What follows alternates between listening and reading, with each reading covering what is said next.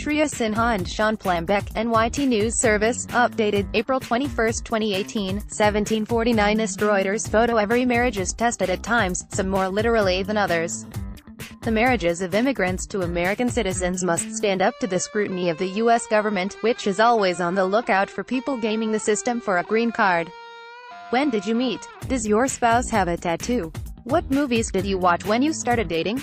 One tip, don't say green card. Couples must prove that their relationships are real by providing proof they live together or photographs of their time together. Still, officials and immigration lawyers caution that answering all of the questions correctly doesn't necessarily result in a green card. And lately, the bar has been a lot higher for immigrants in the country illegally. Here's a sampling of questions gathered from immigration lawyers that you can test with your partner. In the real world, officers can separate applicants to make sure they're not gaming the system. The questions will get more difficult as we go on. How did you meet? How soon after you met did you start dating? When did you meet each other's families?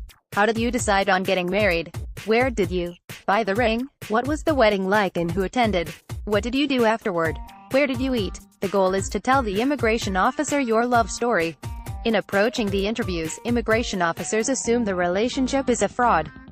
The green card process is long and drawn out, and the burden of proof is on the couple.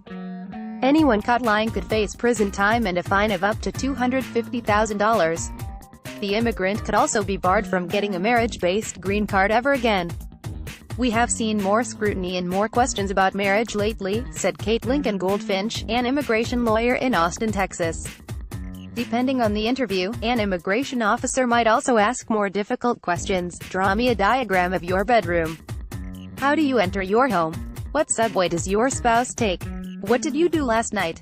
What did you do for Christmas? What gift did you give your spouse? When was the last time your spouse saw their mother-in-law? Where did you first meet your spouse's brothers and sisters? Does your spouse have any tattoos or hospitalizations?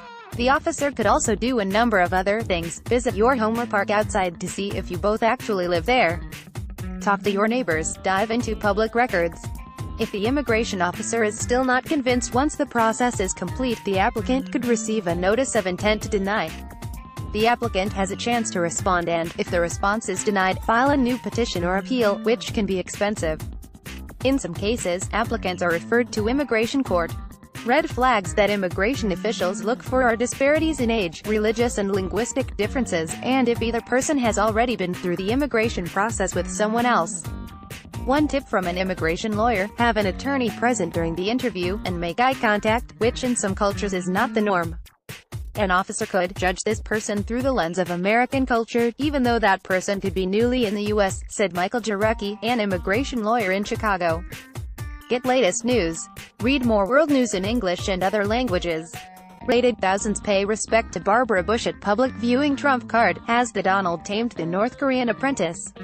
Trump welcomes North Korea's suspension of nuclear tests.